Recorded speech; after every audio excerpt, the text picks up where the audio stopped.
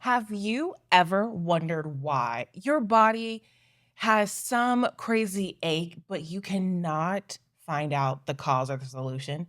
Or maybe why you have some chronic pain somewhere that just will not go away? No matter what you do, no matter how hard you try, it's still with you. Well, what if I told you that the real reason isn't really physical, but actually it's emotional? It's the tension. It could be the fatigue that you are feeling in your everyday life. It's your way of your body saying, hey, pay attention. There's something deeper to what's going on in your body. Hey there, beautiful souls, and welcome back to another Mindful Monday. That's right, I'm your girl, Arika Trimnell, also known as the Mindful Mistress. That's right. I am here to offer you a unique approach insight that helps us both grow spiritually, which allows us to embrace every aspect of our journey, breaking free of the prism of limitations. So, today we are exploring the topic that is near and dear to my heart and so close to home for so many of us, why our bodies hurt and the truth about unprocessed emotions, feelings. We're going to dive into how our bodies respond when we do not address our feelings, we do not hold space for our emotions. These can really um, these things can really present as physical pain and ailments, taking over aspects of our lives that we did not ask it to take. But again, going back to if you haven't seen my video on so many things, but I often talk about how our bodies actually have more messages to get sent from our bodies to our brains and vice versa, right? We have less messages coming from our mind to our bodies than our bodies to our minds. And so I talk about this when I want to say it was this past summer, we talked about different modalities and I talked about sound, energy frequency, and how this all plays. We are all beautiful, crystalline structures.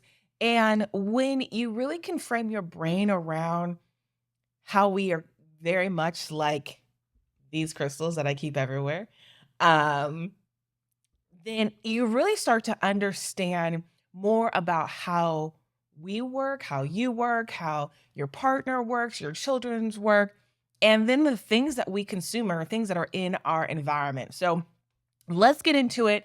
We want to talk about unprocessed emotions. So, first and foremost, what I should say is that I grew up in a household where you could be happy, you could be joyous, you really couldn't be sad because, you might have heard, I'm going to give you something to be sad or cry about. Um, you know, the range of the emotions I was allowed to express as a child was very limited. So only imagine growing up as you experience a wider range of emotions, but yet you don't have a name for it. Um, or you feel wrong about holding space for these emotions. And what happens is we might think that these fade or I can just push through this really uncomfortable emotion. But what happens is you have this unprocessed emotion, and unprocessed emotions, they do not fade away. They actually get stored at some place in our body somewhere. And when we ignore or we suppress our feelings like fear, maybe anger, sadness, these emotions can manifest as a physical symptom, as an illness. This isn't just a metaphor, but this is reality that so many of us live with every single day. We live with pain. It makes me think of a Netflix show that I was watching. It talked about various modalities for health and well-being and how someone started to use plant medicine and during this plant medicine experience started to process unresolved trauma, and as a benefit of this person finally addressing this unresolved trauma, they experience a greater range of mobility. This person literally was in a wheelchair and had very limited mobility. And in fact, the mobility of this person started declining really rapidly. And it wasn't until they started processing their emotions, regardless of the modality, right? Regardless of whether or not they use plant medicine or if they use another way to process their emotions. But in this particular example, they utilize plant medicine, which I love, and I definitely can attest to the healing benefits of plant medicine. But through this, they were actually able to get up from the wheelchair and walk and do things on their own. So I say this not to go rah, rah, rah for plant medicine, although I could. I say this because so much of our emotions, so much of our feelings get stored in our body and limit us. It's another prism or prison, if you will, of our own making. But again, if you grew up like me in a household where, we've got all of these different emotions, I think last I had heard, Harvard um, had recorded maybe 27 different ranges of emotions that we can experience in a day. But yet, most of us are very limited in our knowledge of what an emotion feeling actually is and be able to tie that to a name. If you haven't seen, um, gosh, Brene Brown, she had a special on Netflix where she talked about the various emotions and what that actually was. And the best way, and I loved how she encapsulated it by showing clips in movies. We all can resonate to a movie and like, oh my God, yeah, I felt that. I didn't know that what I felt was awe. It was wonder. I didn't know that what I was feeling right there in that moment was really anguish, but I labeled it as something else. Now, with that being said, um, being the society that we are, we love putting things in boxes and labels. Do not get I would warn or suggest that do not get so trapped by the box and label which you've put yourself in or that we've classified as these range of emotions. Take from that what you will, but to be able to hold space for it. A friend of mine have sent me a video about a person saying you can't heal from emotion you cannot name. And I really had to sit with that because I was like, that's not true. As a child, you can hold space. You may not have the name. And maybe when I work with children, sometimes I give that emotion. It may not, we may not call it stress. We may not call it anger, but maybe we give it an actual human name. Like, this is Doug. Doug is here right now. Well, why is Doug here? Doug is here when you're, I won't say when you're angry, but you can get children to identify their emotions using different things. If you've got my children's book, Chakra Pride or Inner Heroes, that's what some of the messaging is having that color association so you can understand emotions and feelings and process it that way. So I'm not I don't subscribe to because I can't name it per se that I can't heal from that because prior to this English language that we here in the US subscribe to, there are so many different other languages. And actually, I think English does emotions a disservice because when we talk about emotions from the English language, it's I am sad. No, I'm not, but I have sadness. I think about a beautiful, beautiful language like Swahili, and it's Warungezeraha, right? That happiness is not yours, but is something you're able to experience and hold on to in that moment. So that's the same thing as holding space for it. I am not sad. I have sadness, knowing that making the association between this is something that is fleeting. I'm experiencing in this moment. I'm allowing this moment to be one with sadness and have that beautiful experience. But this isn't who I am at my core. This isn't my essence. My essence is not sadness. My essence is not depression. This is just a state that I am holding space for because of whatever happened, whatever stimulus or external stimuli. But anyways, I digress. I went down the road. I'm like gonna reel myself. I'm gonna reel myself back in, but I wanted to give those examples so that you understood, and think about it. When was the last time you were stressed? For me, it was a few days ago. And did I have a headache? Did I have a tension headache? Absolutely. Did I experience a tightness in my chest? Absolutely. When I get anxious, what happens? Knowing your body, again, this is part of what I say is real self care is the dialogue that we have with ourselves. This is knowing that when I get that lump in my throat, or a tightness in my chest, or heart palpitations that runs in my family, I know the deeper meaning of that. That is my body telling me, hey, you were anxious, you were stressed, this, and the third. Again, it's about being able to really have dialogue with ourselves and understanding all the ways that our body communicates. These are just a few of the ways how I described here, at least how I know my body communicates. And I'm uncovering this more and more every single day. So when we continuously push aside emotions, again, they don't disappear. This builds up. So maybe that heart palpitation turns into a heart attack later, or turns into pain or fatigue, or heavens forbid, something super serious that is overwhelming. You know, I think about this.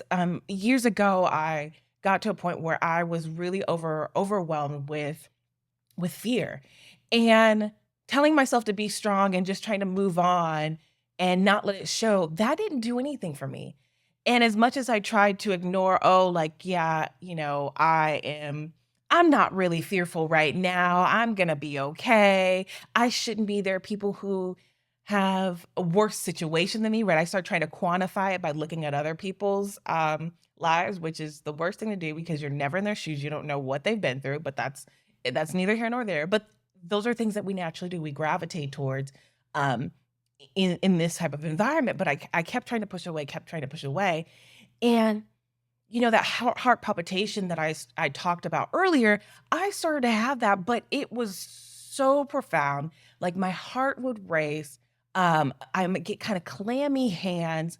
My body was like, no, you need to deal with this fear.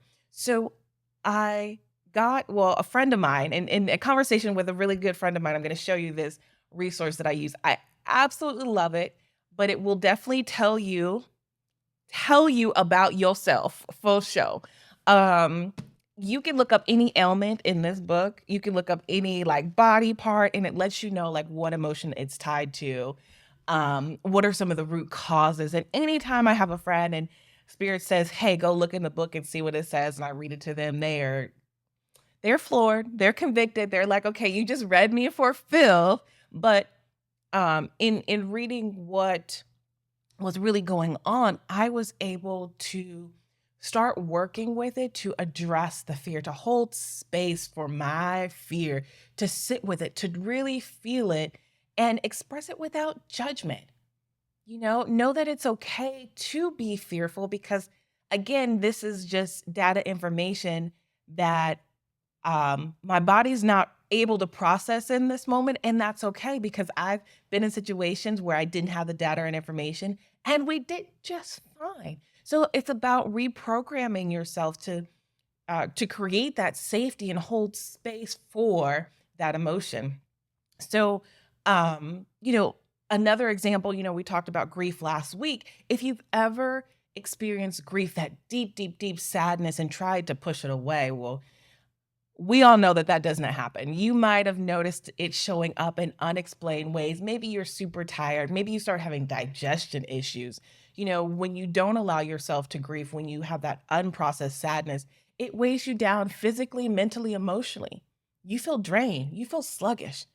But when we can really sit in this and hold space for ourselves, allowing ourselves to mourn the sadness, we are able to create an opportunity that allows the heavy energy to move through us versus settling within our bodies. So, just something to think about.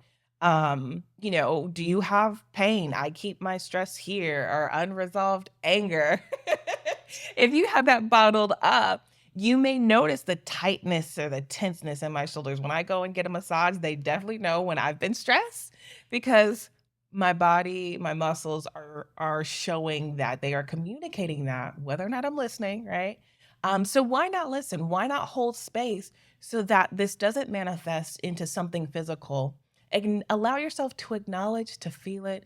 Perhaps this gives you an opportunity to find new ways to express. Maybe it's through movement. I love movement to release. Maybe it's journaling, freeing your body from the grip of this emotional pain. So, a few ways in which you can hold space and really cultivate this life changing practice. Because, again, going back to self care, this is a conversation. This is an ongoing conversation of what do I need in this moment, in this time.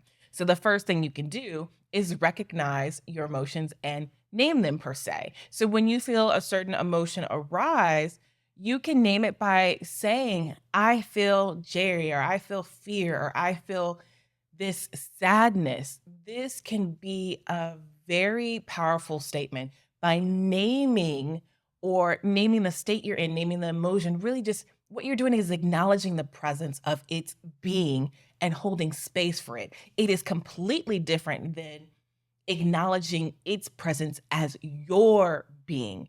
Those are two totally different things. So, acknowledging its own presence, right? I am sitting with this fear, or I'm sitting with this heaviness in my chest. Maybe you don't have a name for the emotion, whatever it is, but I'm going to sit with it and allow it to teach me whatever lesson it's meant to teach me, and knowing that it will not be here forever because I'm giving it its moment right now for us to communicate. And let me hold some space for that. Again, regardless of the emotion you are feeling, the best thing for you to do, we talked about, having that conversation and naming it, but is that non-judgmental piece. Allowing yourself to fully express all of your emotions. I was talking to a girl earlier and she felt bad for crying because she felt like that was weakness. And with this particular situation, I said you were actually incredibly strong to allow yourself to be as vulnerable and as open as you have been. And the fact that you're grieving this particular situation just shows how strong that you are. It is not a sign of weakness at all, but being able to release that judgment and hold space allows you to reclaim that power that is truly yours. And you always have access to that power, but it's whether or not we're in a space to acknowledge it and knowing what what we can do to facilitate that. So, holding space for your emotions is one of the most the biggest, I say, act of self-love or self-compassion you can do, that you can offer yourself. By doing so, um you're not only holding space for the emotion, but you are helping your health. You are not denying that you are a human having a human experience, um, that you are a spirit having a human experience, that you are creating a channel at which to transmute this particular energy, whatever it is. So by doing this act of radical self-love, I'll say, and compassion for yourself is extremely beneficial on so many different levels, on all of our bodies, our physical body, our spiritual body, um, mentally, like all everywhere. So I just wanted to again reshape or give you that unique perspective that I love giving you with regards to pains, feelings in our body. This is part of what I do with my somatic coaching when we're talking about something that might be charged, and whether it's charged positively or charged negatively. I think it's important that we understand what messages our body sends us about whether the thought, the situation that we are going through, so we can better understand and use that to maneuver um, and align to the things in life that we want, right? So I want to thank you so much. I appreciate this talk. Hopefully you were able to get something out of it. Thank you so much for sharing this sacred space with me today. Remember, beautiful souls, that your emotions are messengers. They are teachers from your inner self. And by holding space, by sitting with them, you are honoring the deepest truths and allowing yourself to heal from this place and space. So if you do nothing, but sit in your emotions this week, No matter if it's a positive or deemed positive versus deemed negative emotions, give yourself that gift of holding space and sitting with some emotions. There definitely might be some uncomfortability there, but know that you are okay, that you are safe, and you have the ability to create that channel for that emotion to transmute into something beautiful that brings you closer and closer to that which you want in life. This has been my time. I appreciate the love. I appreciate you being here with me. One more Monday. Here we go for a beautiful week ahead. Love ya. Bye.